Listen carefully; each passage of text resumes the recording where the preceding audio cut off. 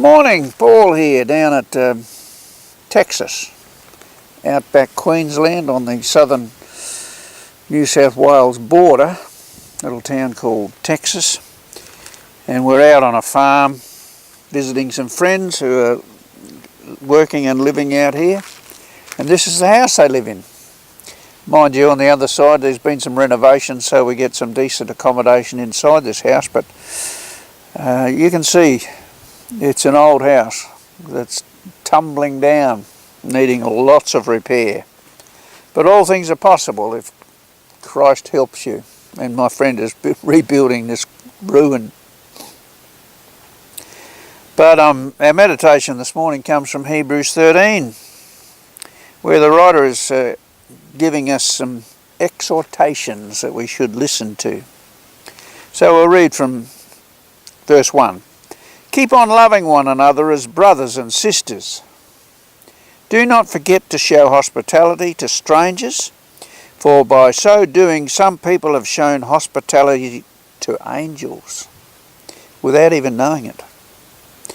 Continue to remember those in prison as if you were together with them in prison, and those who are mistreated as if you yourselves were suffering. Marriage should be honoured by all, and the marriage bed kept pure. For God will judge the adulterer and all the sexually immoral. Wow. Keep your lives free from the love of money, and be content with what you have, because God has said, "Never will I leave you, never will I forsake you." So we say with confidence, "The Lord is my helper. I will not be afraid. What can mere mortals do to me?" And how reassuring that is, that God will never leave us nor forsake us. In this wonderful free country we have in Australia, the lady of the house here spends most of the day on her own because her husband goes off to work on the farm. And she says, "I have no worries, no fears at all. I am happy in the company of my God." Reading on,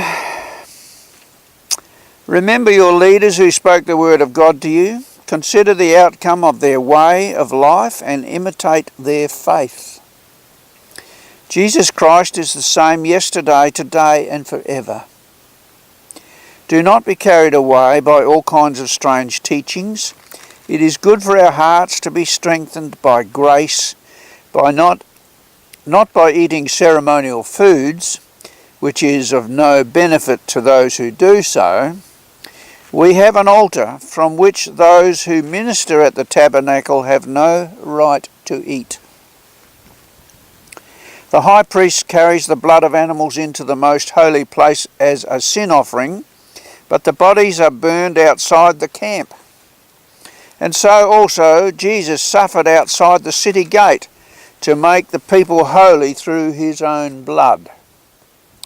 Let us then go to him outside the camp, bearing the disgrace he bore. For here we do not have an enduring city, but we are looking for the city that is to come. Through Jesus, therefore, let us continually offer to God a sacrifice of praise, the fruit of lips that openly profess his name. And do not forget to do good and to share with others, for with such sacrifice God is pleased. Have confidence in your leaders and submit to their authority, because they keep watch over you as those who must give an account. Do this so that their work will be a joy, not a burden, for that would be of no benefit to you. Well, there you go, a little meditation out of Hebrews, an exhortation, but a little reminder that we do not have an enduring city here.